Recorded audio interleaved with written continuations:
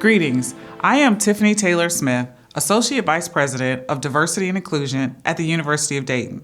I am a Christian and mother of 3 daughters. I am hopeful that this online series provides an opportunity for personal reflection and calls us to see and act in ways that promotes inclusion, social equity, and justice. Implicit biases are the unconscious, subconscious attitudes, thoughts, stereotypes that affect our understanding, actions, and decisions. They are activated involuntarily, without one's awareness or control. They develop over a lifetime through exposure to different and indirect messages. Generally, they favor our own in-group, people who look like us and share our same beliefs and experiences. They are malleable and can be unlearned. An implicit stereotype is one that is relatively inaccessible to the conscious awareness and/or control. Our implicit bias is influenced by what we were taught about various human identities. We all have implicit bias. If you breathe air and drink water, you picked up a bias of 2 or 20 or 50 in your lifetime. Our cultural identity is influenced by many areas of our life. They all compromise our cultural story. This visual offers a small glance at the ways the world around us affects our identities, from our ethnicity, our beliefs, and our values to our family and friends. You could also add gender, race, nation of origin, and religion. All of these play a role in how we learn to see ourselves and others. The iceberg is often used as a metaphor for understanding how we see others and the perceptions we may hold without knowing all aspects of their personality or cultural story. When we think of an iceberg, we know there is a portion above the waterline and a portion that is visible. We also can see certain aspects of the iceberg. Similarly, as it relates to people, when we see them, we can make some assumptions. We may notice their skin color, their race, and potentially their gender. You have to be very careful in guessing or assuming someone's age, although you can clearly tell I am not a teenager. Gender is another identity that may not be so easily identifiable and may lay partially above the waterline and below the waterline. We can't always tell someone's gender just by looking at them. Race and ethnicity can be tricky to determine sometime as well. We really do not know much about someone just by looking at them. Notice the vast amount of information that is below the waterline. Someone's family status, the languages they speak, their communication or work style, their life experiences, talents, personality profile, and value system all lay below the waterline. In order to really know about someone, we have to spend time getting to know them. The assumptions or potential judgments we make based on what we see when we look at someone is based on what we have learned, especially from our childhood and adolescence. Each of us has information stored in our brains based on where we grew up, who we grew up around, our teachers, our neighborhoods, the school curriculum, and the stories of U.S. history. Whose story was included or excluded from your history lesson? How did these inclusions or exclusions influence the information we learn about our own cultural group as well as that of others? Pause. Take a moment to think about what messages you caught indirectly or directly about yourself and other groups of people. In psychology, there is a term called belief perseverance. This term describes the way our brain works to cling onto information we believe. We cling on to our initial beliefs despite experiences that may discredit our beliefs. The example I often use to explain this is, what if I was taught growing up to believe certain things about purple people? Purple people are not nice, they do not work hard, they are dangerous, so just don't hang around them. Then flash forward, I'm a college professor and I have purple students in my classroom. It would be very easy for me to cling to the beliefs that I was led to hold about purple people. If a purple student raises their hand to answer a question I have asked, my brain may say, does that purple student really know the answer? Another example, if a purple student hands in a paper that is written really well, I might question the validity of the paper. I might ask myself, Can purple students really write papers this good?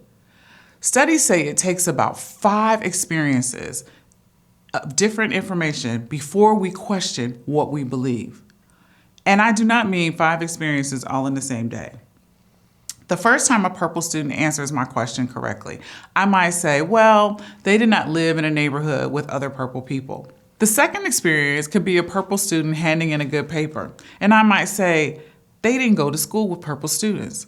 By the 5th experience of having purple students answer my questions correctly, handing in well-written papers, I would begin to question what I was originally taught to believe. Something about these experiences challenge my original beliefs. We seek out information that confirms what we already believe. See, look what those purple people are doing.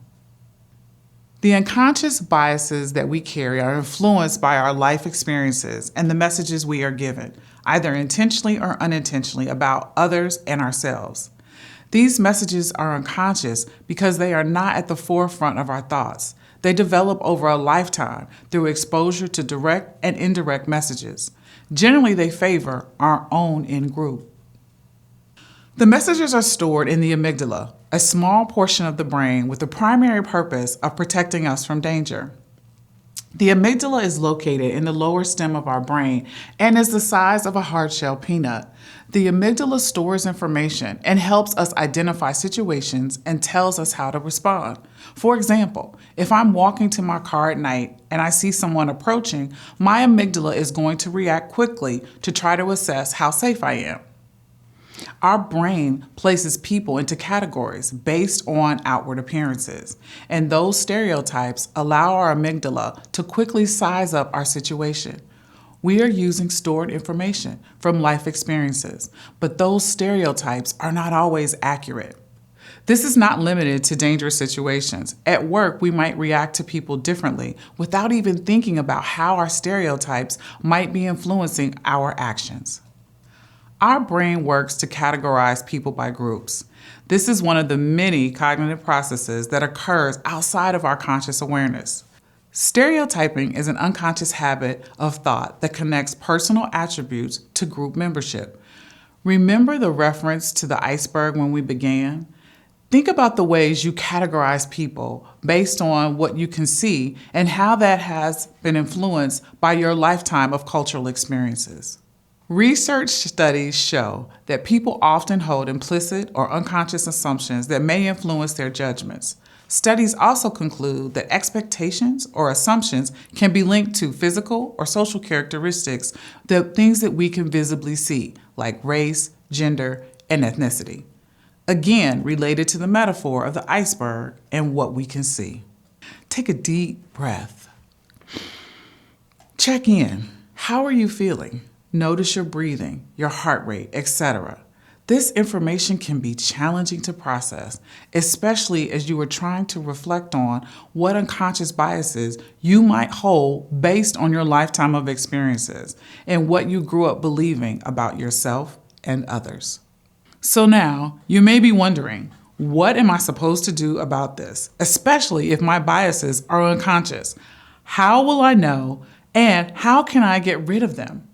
Discovering these biases shouldn't make one feel ashamed or fearful of being a racist, a sexist, a ageist, etc. Seek feedback, new information and experiences. Own your stuff.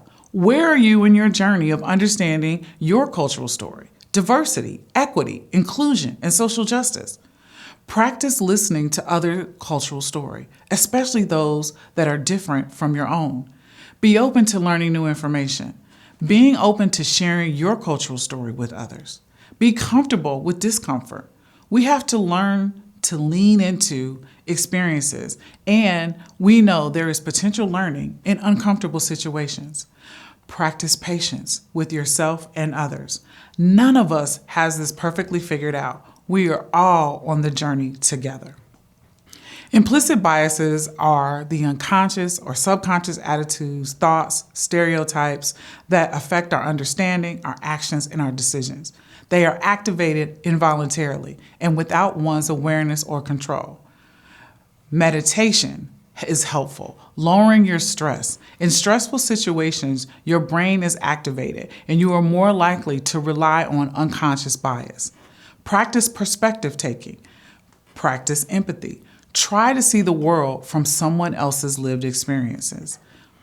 Engage in training. Take the Harvard Implicit Association test. There are 14 different categories, including Arab Muslim, religion, race, gender, career, age, and disability. Spend time educating yourself. Learn about other languages, behaviors, norms, and values. You can learn to combat your biases or de-bias. To wrap up, these are difficult conversations to have as we learn to acknowledge our own biases. The first step is awareness and taking time to reflect on how our unconscious bias may influence the way you engage with others, especially those you were led to fear or to have negative thoughts or opinions of. To overcome these biases and limit their impact, we should try to pay attention to the judgments and perceptions we have about people. We can add new information to our brain's memory by interacting with different groups of people. Be open to sharing and being patient with yourself and others. Thank you.